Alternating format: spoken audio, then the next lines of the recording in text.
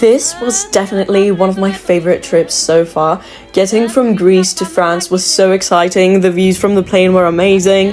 However, getting out of the airport in Paris was a bit hard. It was like a maze in there. It took us like 1 hour of walking to get out of there. However, we did manage to get to our Airbnb, which was very close to... I got very excited over this, as you can see, for a good reason. Look at how pretty it is.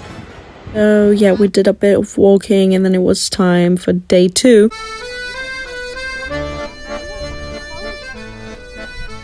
Could not miss out on the place where Amelie got her groceries. Me and a friend went on a walk and we found this shop, and it just reminded me of Howl's Room from Howl's Moving Castle, you know. We saw those cute shops along the Seine that sold old books and posters and all kinds of pretty stuff, and we had to buy a few things, obviously. I am aware that it is like a tourist trap thing, but the guy who was selling the books told me to not look at the price because he'd give me something better, and I found it cute.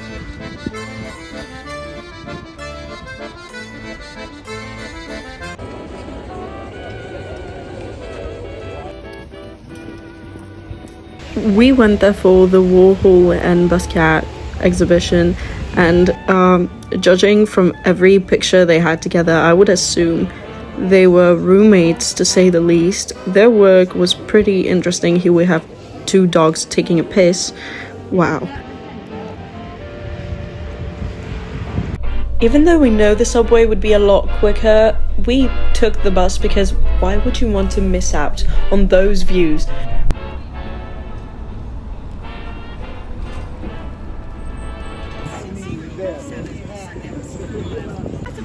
After we took a walk along Champs-Élysées, I got boba tea, which was so good. It was jasmine flavored. I kind of ditched my family for a little while so I could go on a walk alone in my head.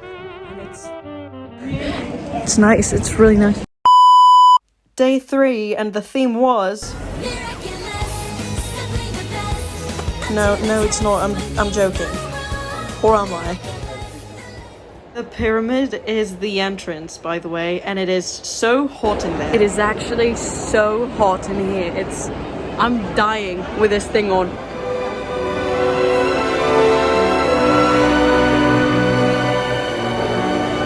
Every room in the Louvre was gorgeous. I didn't have time to look at everything and like process everything really. I tried to see as many things as I could, take pictures of as many things as I could. Everything was gorgeous. Look at the ceilings also. Oh my god.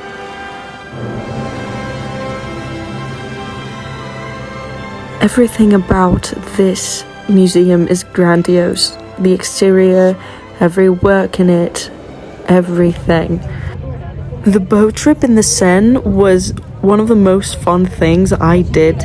We met some German guys and we had some sort of non-verbal communication for a bit before we started speaking in English. They were pretty fun.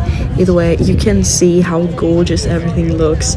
I took like 1,000 pictures that day, I am certain. Fun fact about the boat trips, you will always have people waving at you. In general, everything was just gorgeous. And I'm really glad we went as the sun was setting, because look at this. Yep. Unmatched. I like the fact that I got this on video because you can clearly see the person waving on the bridge, and I found it very cute. We had a little photo shoot in front of the Eiffel Tower and I filmed like a couple of TikToks, only posted one. Even though I'm not really into modern art, we went to the center, Pompidou, and it was amazing. Even going up there was great because look at the views. The exhibitions were interesting. I saw a few things that I liked as well. It was our last day there and I didn't want to go straight home because I had something very important that I wanted to do first. And if I didn't do that one thing, I would be crying every night for the next 2 months. So I had to run and do just that.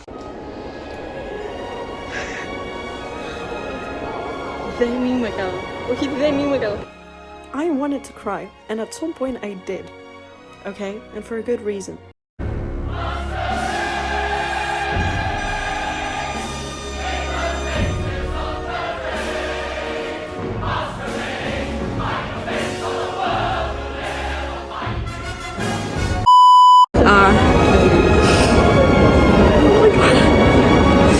Okay, I'm gonna hold the tears back and take some Instagram-worthy photos. Each second I spend here, I wanna cry happy tears. Fucking... Oh no, okay. The hyperfixation is hyperfixation-ing. I may be overreacting, but like, how else am I supposed to react to this? It was... I don't think I've ever felt happier in my entire life, and I'm not joking. I am not joking. Yeah, no, it's definitely one of the most beautiful buildings I've ever been inside of, and I need to come back at least once so I can actually see a real opera in there. Actually, this is what I came here for, I'm not gonna lie, this is why I came here in the first place. Now we're done with the footage from the trip, and I have to add some notes that might sound a bit sacrilegious. Some things will sound illegal to say, but here we go. The food was not as good as you would expect it to be, always. Like, if you get sweet things containing chocolate, like pain au chocolat or croissants or a crepe, those things, I tasted all of those and I was like, I've definitely had better. Definitely had better. They were not all that, okay? They're overhyped. Now, if you want something savory, now if you want to get a quiche, those things are amazing. Never had a bad quiche in Paris. Add on the meringues. If you're a meringue person, they were so good. So good. I could eat those things for a lifetime. I love those. Also, people in Paris aren't as rude as people say they are.